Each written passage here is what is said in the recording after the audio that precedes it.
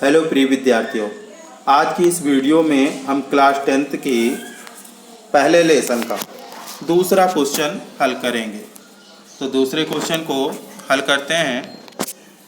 तो लिखा हुआ है कि दर्शाइए कि कोई भी धनात्मक विषम पूर्णांक 6q + 1, 6q + 3, 6q + 5 के रूप का होता है, जहाँ q का कोई पूर्णांक है।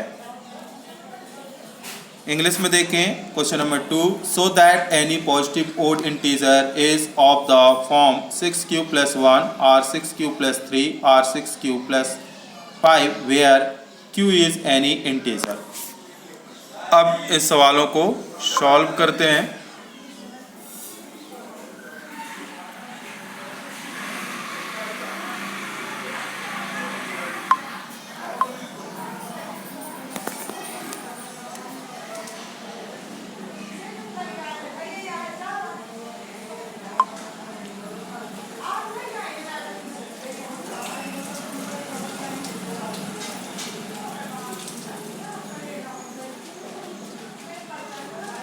माना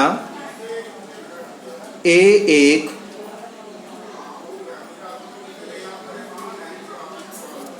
धनात्मक विषम पूर्णांक है।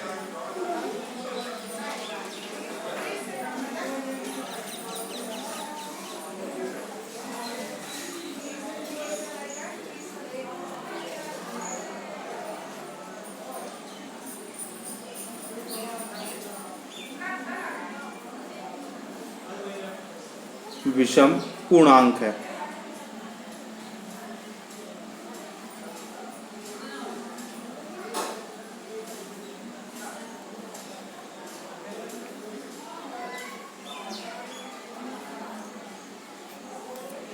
माना ये एक धनात्मक विषम पूर्णांक है।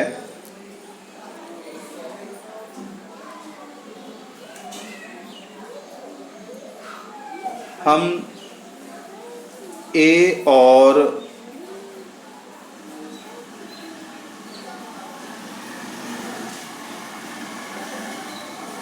बी बराबर 6 लेते हैं, 6 के साथ विभाजित करते हैं। 6 के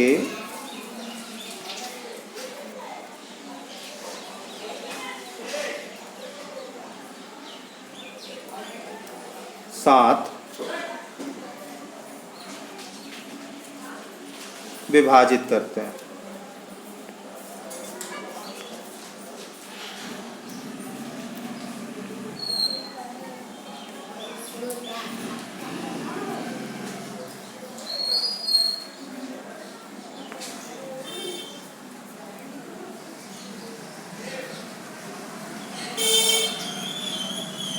विभाजित करते हैं।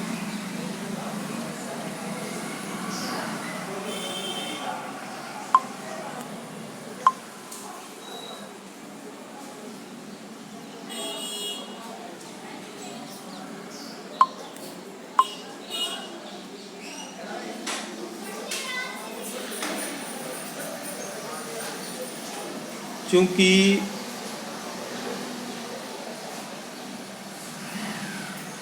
शून्य is greater equal or greater 6, तो हम मानते हैं कि संभव शेष, इसका शेष जो बचेगा, अगर हम भाग देंगे तो इसका शेष फल कितने तक आएगा। अगर 6 तक भाग देते हैं तो हमारा शेष फल जो है वह 0 बच सकता है, 1 बच सकता है, 2 बच सकता है, 3 बच सकता है, 4 बच सकता है। अधिकतम कहाँ तक बचेगा हमारा? 5 तक। तो हम a बराबर 6q, तुम क्या ले लेंगे? a बराबर क्या ले लेते हैं? 6q।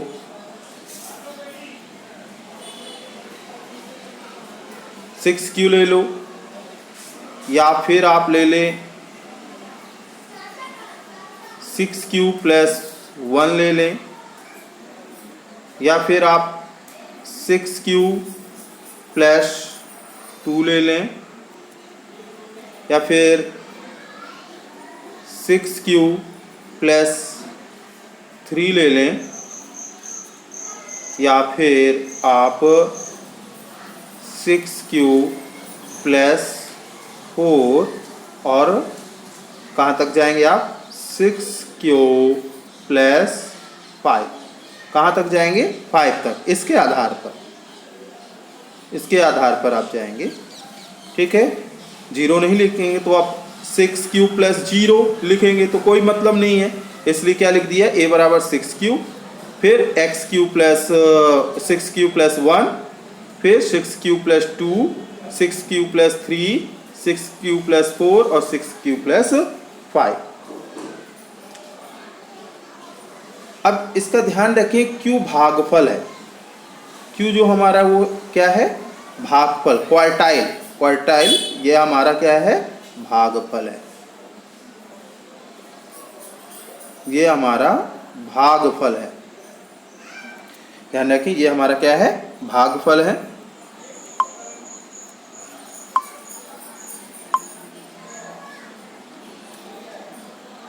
एक विषम पूर्णांक है, एक विषम पूर्णांक है। अगर हम एक को एक विषम पूर्णांक लेते हैं, यदि हम a को एक क्या ले लेते हैं, विषम पूर्णांक ले लेते हैं। कौन सा पूर्णांक ले रहे हैं, विषम पूर्णांक ले लेते हैं। विषम पूर्णांक, विषम 1, 3, 5, 7, 9, ये विषम पूर्णांक लेते हैं। यदि हम a एक विषम पूर्णांक है, मान लेते हैं कि a हमारा क्या है, एक विषम पूर्णांक है। तो जब विषम पूर्णांक है तो हमारा, जब ये विषम पूर्णांक है तो इसलिए हम, जब ये विषम पूर्णांक है तो हम 6q और 6q प्लस 2,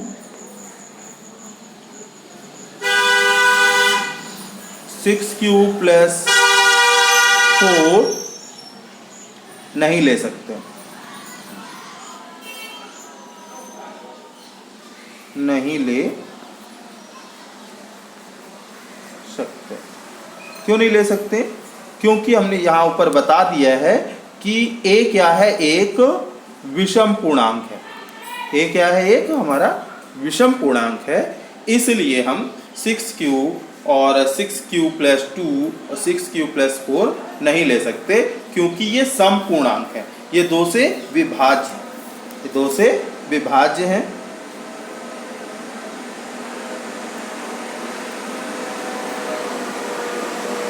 क्योंकि ये 2 से क्या है, हमारे विभाज्य है।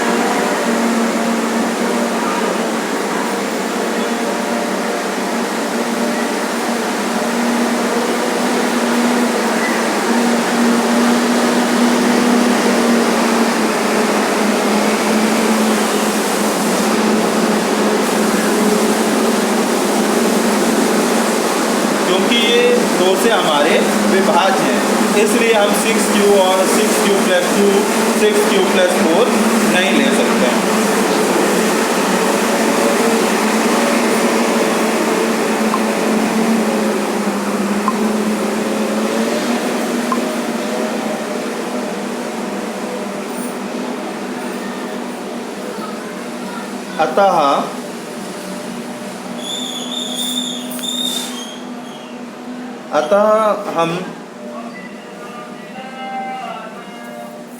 अतः हम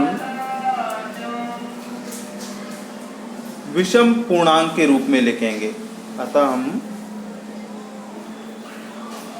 विषम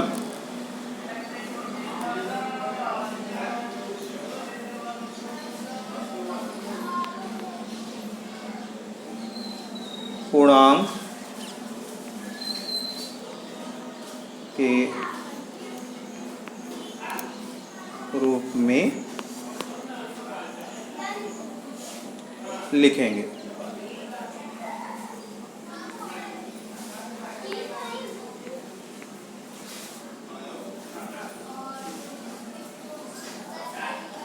तो विषम पूर्णांक हमारा क्या हो जाएगा, 6q + 1 हो जाएगा, 6q + 3 हो जाएगा और 6q + 5 हो जाएगा।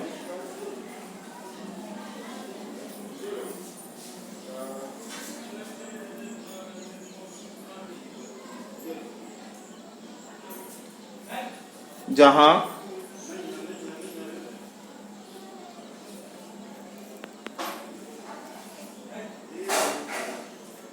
r बराबर 1 है। बस इतना ही कर दीजिए बच्चों, इतने में आपको नंबर मिल जाएंगे।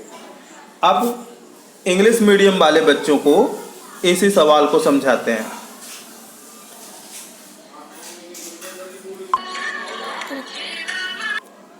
सिक्स क्यू + 1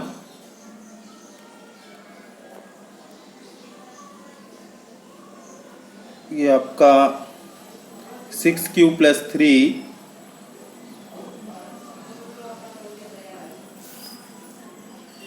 6q + 4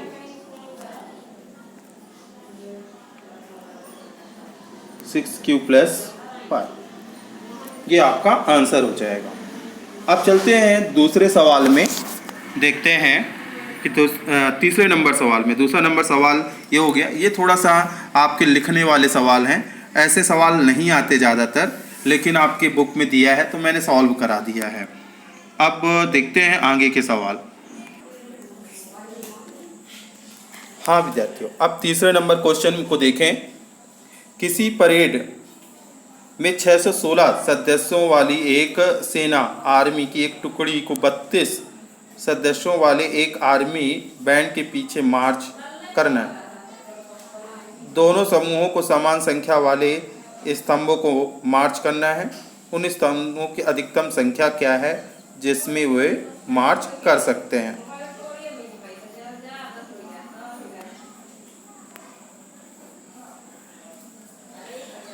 तो आपको क्या है, इसमें एससीएफ के माध्यम से आसानी से निकाल सकते हो।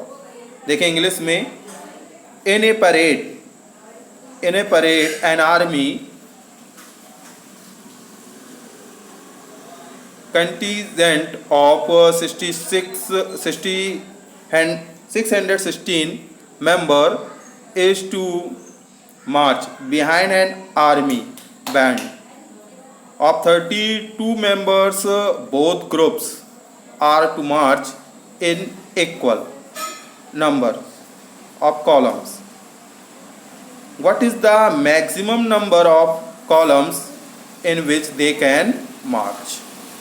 तो चलते हैं सवाल सॉल्व करते हैं। इसे केवल एससीएफ इसमें करना है, बाकी कुछ नहीं है। एससीएफ के माध्यम से आप ज्ञात कर सकते हैं। तो पहले हिंदी मीडियम वालों को समझाते हैं। तो थर्ड नंबर ये क्वेश्चन जो है हमारा, ये हल कर रहे हैं हम। थर्ड नंबर,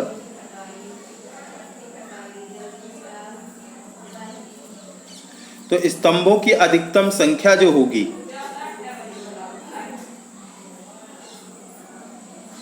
जो स्तंभों की अधिकतम संख्या हमारी होगी, स्तंभों की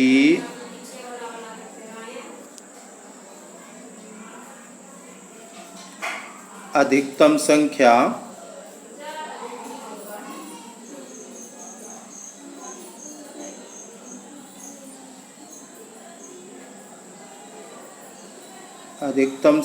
जो है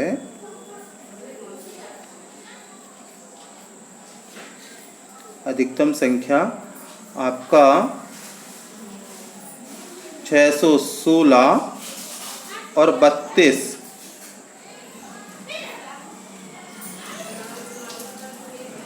का HCF होगा।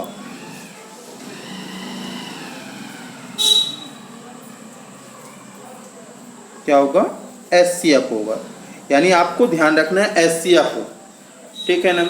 इसमें यूक्लिड विभाजन, इस प्रश्नावली में यूक्लिड विभाजन दिया गया है, इसलिए इसमें यूक्लिड विभाजन से HCF निकालना चाहिए। लेकिन अगर प्रश्न में नहीं दिया गया कि यूक्लिड विभाजन से आप सॉल्व करें तो आप सामान्य तौर पर भी निकाल सकते हैं। तो यूक्लिड विभाजन से निकालेंगे, मैं लिखे देता हूँ यहाँ, यूक्लिड विभाजन से निकाल रहा हूँ मैं, दोनों तरीके से मैं आपको समझा दे रहा हूँ। यूक्लिड विभाजन,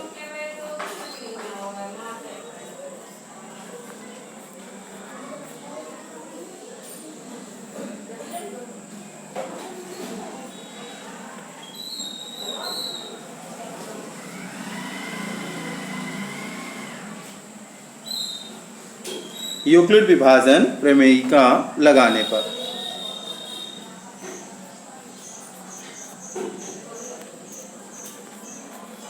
यूक्लिड विभाजन लगा रहा हूं, ठीक है।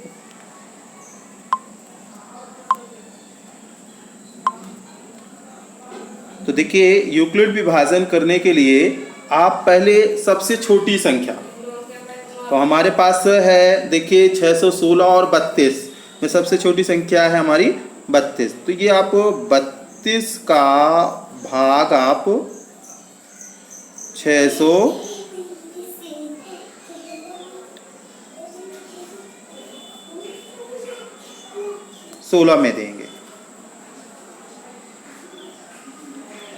तो 32 एकम 32,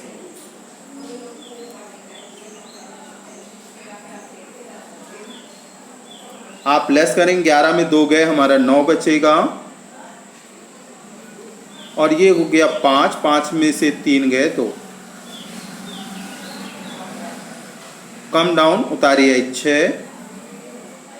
अब 32 का भाग देंगे 296 में, तो कितने बार जाएगा? 9 बार।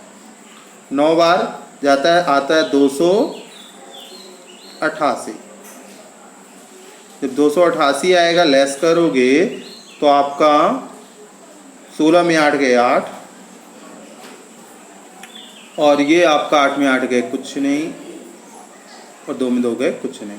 अब 8 का भाग देंगे 32 में। भाग विधि से आपको HCF निकालना है।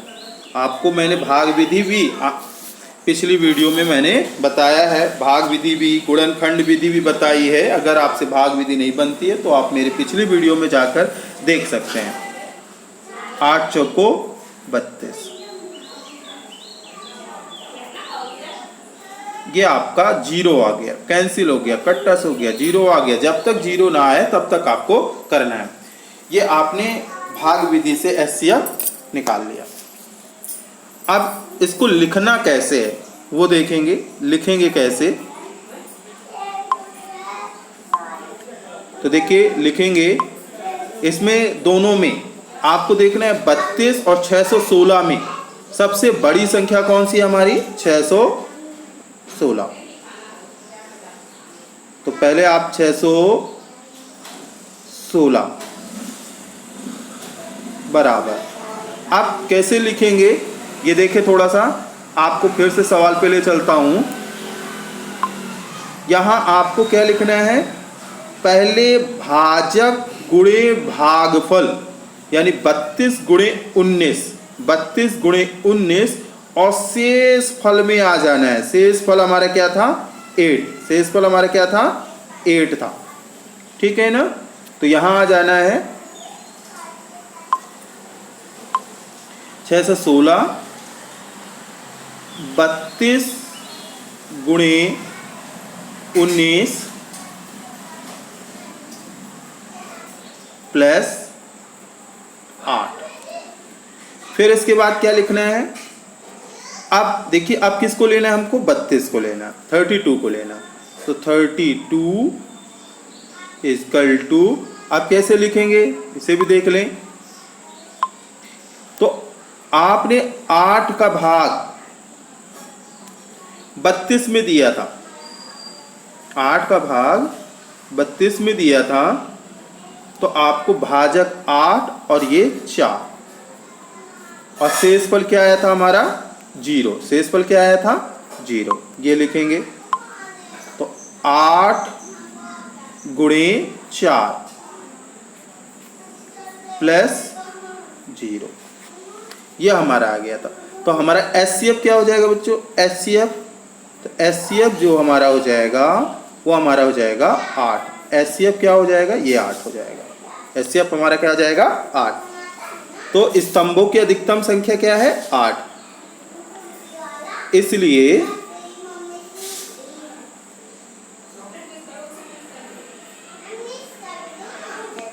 स्तंभों की अधिकतम संख्या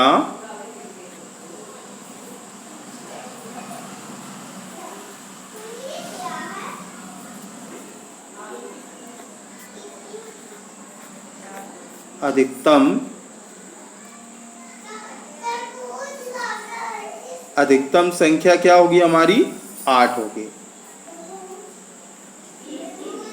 8 है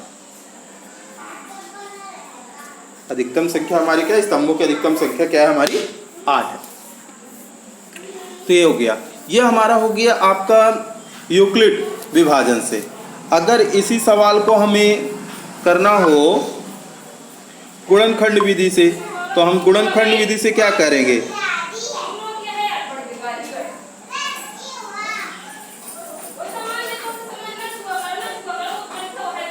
616 का गुणनखंड निकाल लेंगे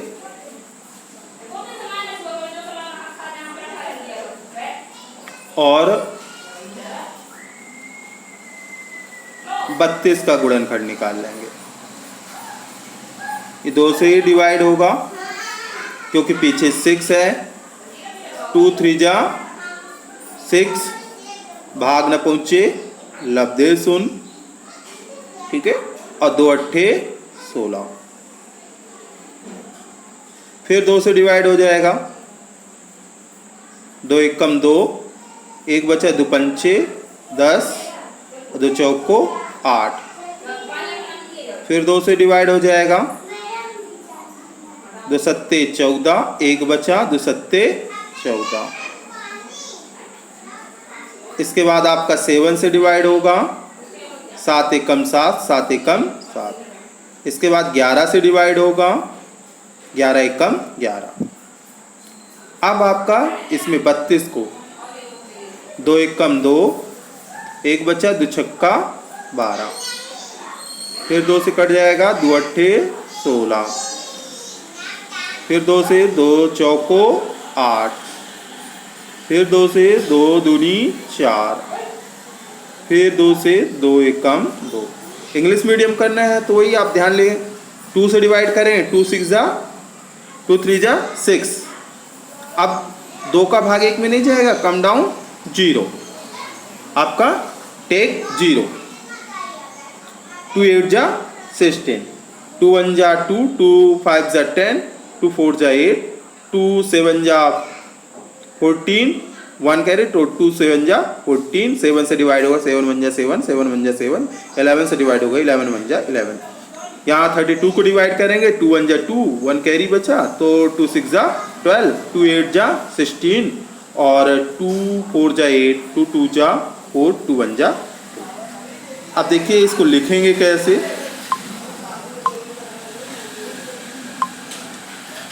तो अब आपका जो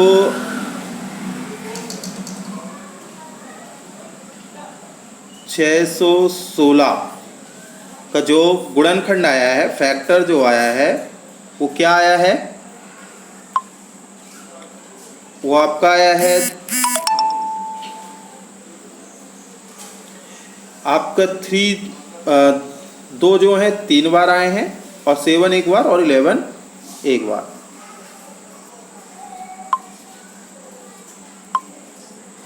तो आपका 2 जो है 3 बार आया, 1 2 3।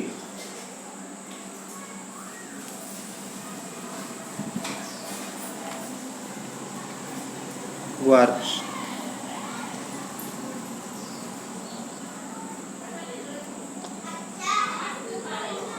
7 और एक बार 11 और 32 का क्या आया है 5 वर्ग 2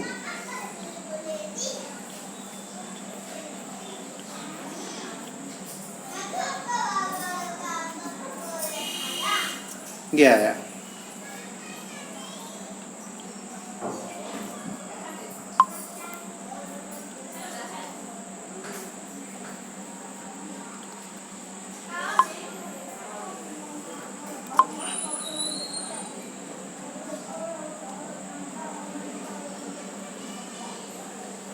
ठीक है बच्चों, अब देख लीजिए जो आप इसका HCF देखेंगे, HCF, तो इसमें HCF का रूल क्या होता है, जो दोनों में हो, ये 2 दोनों में है, ये 2 दोनों में है, और ये 2 दोनों में है, तीनों में। तो दोनों में से जो है तो 2 इंटू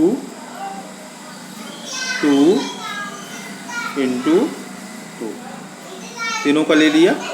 अब आपका कितना आ जाएगा, मल्टीप्लाई कर लो, 2 2 जा 4 और फिर 2 का मल्टीप्लाई कर लो, 4 2 जा 8। जैसे डायरेक्ट बनता है तो डायरेक्ट मल्टीप्लाई कर लो, 2 दूनी 4 4 दूनी 8, 2 2 जा 4 4 2 जा 8। ये आपका HCF हो गया।